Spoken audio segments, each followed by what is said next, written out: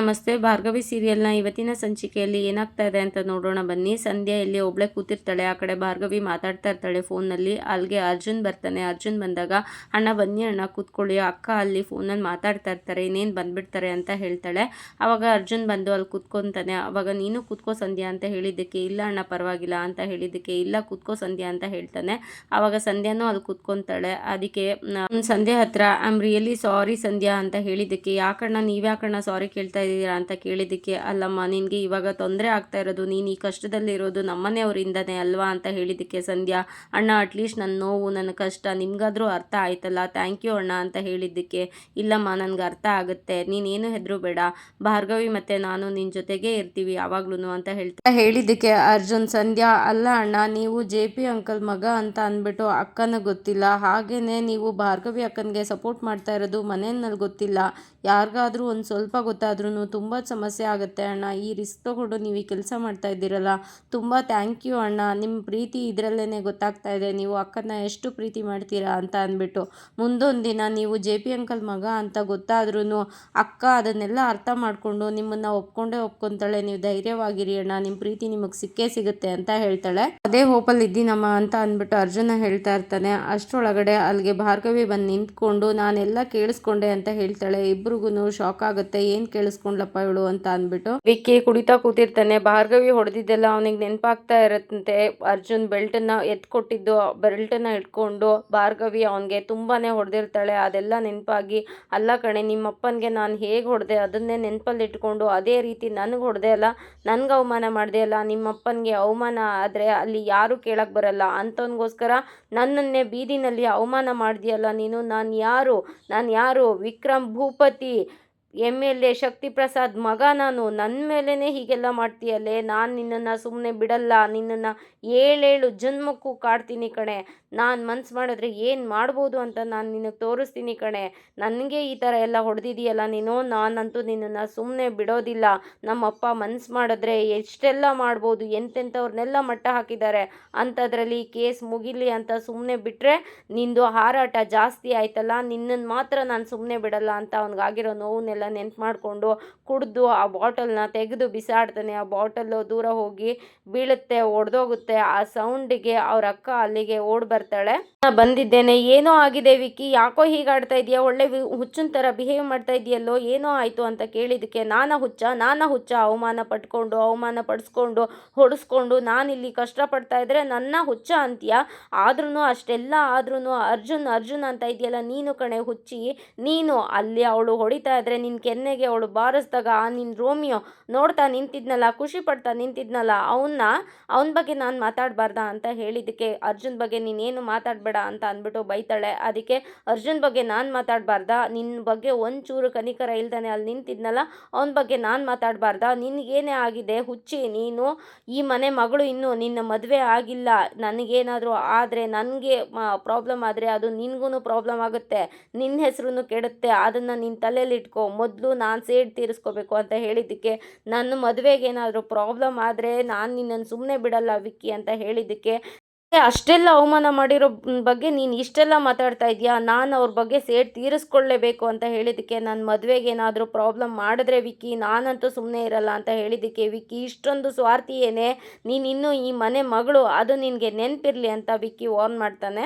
ವಂದನಾಗೆ warn ಮಾಡಿದ್ ನೋಡಿ ವಂದನಾ ತುಂಬಾನೇ ಬೇಜಾರು ಮಾಡ್ಕೊಂಡು ಈ ಕಡೆ ಬಂದ್ಬಿಡ್ತಾಳೆ. ಇಲ್ಲಿ ನಾನೆಲ್ಲ ಕೇಳಿಸ್ಕೊಂಡೆ ಅಂತ ಹೇಳಿದ್ದನ್ನ ನೋಡಿ ಅರ್ಜುನ್ ಮತ್ತೆ ಸಂಧ್ಯಾ ಇಬ್ರು ಶಾಕ್ ಆಗಿ ನಿಂತಿರ್ತಾರೆ. ಆವಾಗ ಭಾರ್ಗವಿ ನಗೋದಕ್ಕೆ ಶುರು ಮಾಡ್ತಾಳೆ. ಬಿಟ್ರಾ ಸುಮ್ಮನೆ ತಮಾಷೆ ಮಾಡ್ದೆ ಕಣಯ್ಯ, ಇಬ್ರು ಗುಟ್ಟಾಗಿ ಮಾತಾಡ್ತಾ ಇದ್ರಲ್ಲ ಅದಕ್ಕೆ ಏನೋ ಮಾತಾಡ್ತಾ ಇದ್ದೀರಾ ಅಂತ ಸುಮ್ಮನೆ ತಮಾಷೆ ಮಾಡ್ದೆ, ನಾನೇನೋ ಕೇಳಿಸ್ಕೊಂಡಿಲ್ಲ, ಅದಕ್ಕೆ ಯಾಕೆ ನೀವು ಒಳ್ಳೆ ಹುಲಿ ನೋಡಿದರಂಗೆ ಹೆದರ್ಕೊಂಡು ನಿಂತಿದ್ದೀರಾ ಹೇಳಿದ್ದಕ್ಕೆ ಇಬ್ರು ರಿಲ್ಯಾಕ್ಸ್ ಆಗ್ತಾರೆ. ಸಂಧ್ಯನ್ಗೆ ಅರ್ಜುನ್ನ ಮತ್ತೆ ಪರಿಚಯ ಮಾಡ್ಕೊಡ್ತಾಳೆ ಭಾರ್ಗವಿ. ಇವರೇ ನನ್ನ ಕಲೀಗು ಮತ್ತೆ ನನ್ನ ಬೆಸ್ಟ್ ಫ್ರೆಂಡ್ ಅಂತ ಹೇಳ್ತಾ ಇದ್ನಲ್ಲ ಅದು ಇವರೇನೆ, ನಮ್ಮ ಕೇಸ್ಗೆ ತುಂಬಾನೇ ಸಪೋರ್ಟ್ ಮಾಡ್ತಾ ಇದ್ದಾರೆ, ತುಂಬಾನೇ ಹೆಲ್ಪ್ ಮಾಡಿದ್ದಾರೆ ಅಂತ ಭಾರ್ಗವಿ ಹೇಳ್ತಾಳೆ.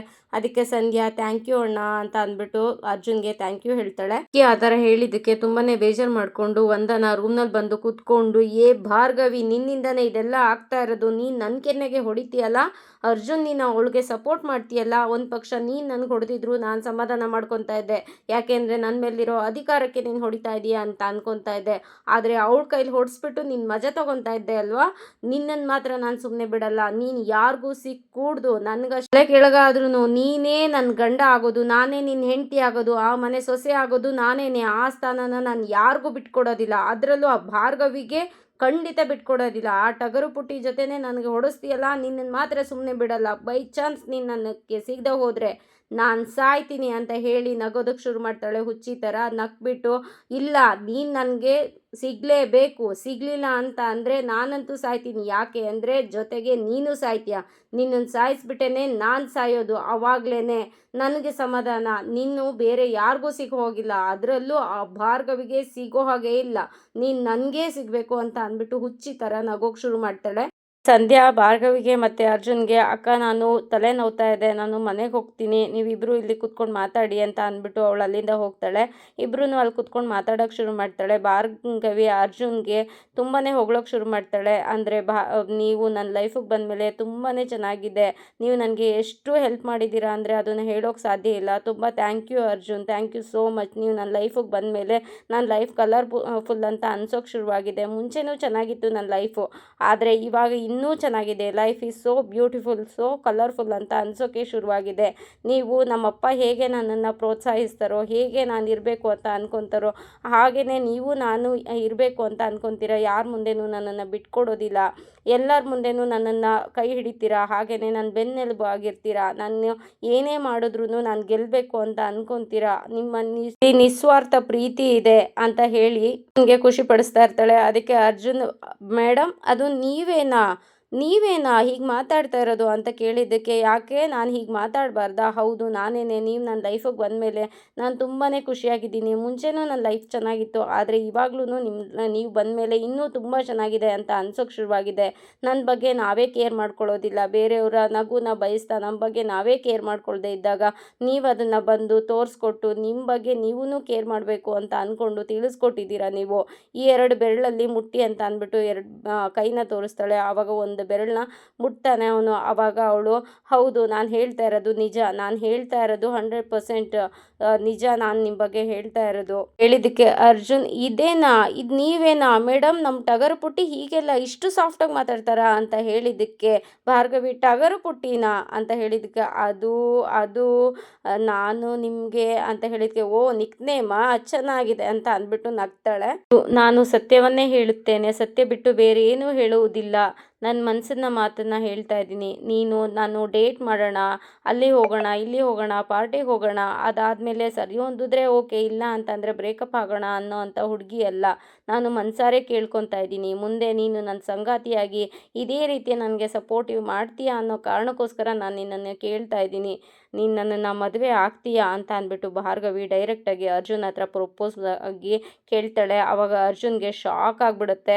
ಯಪ್ಪ ಏನಪ್ಪ ನನ್ನ ಹುಡುಗಿ ಈ ಥರ ಟಗರು ಪುಟ್ಟಿ ಈ ಥರ ಕೇಳ್ತಾ ಇದ್ದಾಳ ಅಂತ ಫುಲ್ಲು ಶಾಕ್ ಆಗಿ ಎದ್ದು ನಿಂತ್ಕೊತಾನೆ. ಎದ್ದು ನಿಂತ್ಕೊಂಡು ಈ ಕಡೆ ತಿರುಗಿ ಅವನು ಏನಾಗ್ತಾಯಿದೆ ಅಂತ ಗೊತ್ತಾಗೋಷ್ಟರೊಳಗೆ ಅವನಿಗೆ ಫುಲ್ ಖುಷಿ ಆಗಿಬಿಡುತ್ತೆ. ನನ್ನ ಟಗರು ಪುಟ್ಟಿ ನನಗೆ ಪ್ರಪೋಸ್ ಮಾಡ್ತಾ ಇದ್ದಾಳ ಅಂತ ಅಂದ್ಕೊಂಡು ಖುಷಿ ಪಡೋದ್ರೊಳಗೆ, ಅಯ್ಯೋ ನಾನು ಇನ್ನೂ ಅವಳಿಗೆ ಏನೂ ಹೇಳಿಲ್ಲ, ನಾನು ಯಾರು ಅಂತ ಅವಳಿಗೆ ವಿಷಯನೇ ಹೇಳಿಲ್ಲ, ಆದರೆ ನನ್ನ ಟಗರು ಪುಟ್ಟಿ ನನ್ನ ತುಂಬಾ ಇಷ್ಟಪಡ್ತಾ ಇದ್ದಾಳೆ, ನನಗೆ ಪ್ರಪೋಸ್ ಮಾಡ್ತಾ ಇದ್ದಾಳೆ, ಅವಳಿಗೆ ಏನಂತ ಹೇಳಲಿ ನಾನು ಅಂತ ಅಂದ್ಬಿಟ್ಟು ಅವಳ ಕಡೆ ತಿರುಗಿ, ಮೇಡಮ್ ನನಗೆ ಸ್ವಲ್ಪ ಟೈಮ್ ಬೇಕು ಮೇಡಮ್ ಅಂತ ಕೇಳಿದ್ದಕ್ಕೆ ಭಾರ್ಗವಿಗೆ ಬೇಜಾರಾಗುತ್ತೆ. ಸಪ್ಪೆ ಆಗ್ತಾಳೆ. ಮೇಡಮ್ ನಾನು ಸ್ವಲ್ಪ ಟೈಮ್ ಕೇಳ್ತಾ ಇದ್ದೀನಿ ಅಷ್ಟೇ, ಬೇಡ ಅಂತ ಹೇಳ್ತಾ ಇಲ್ಲ.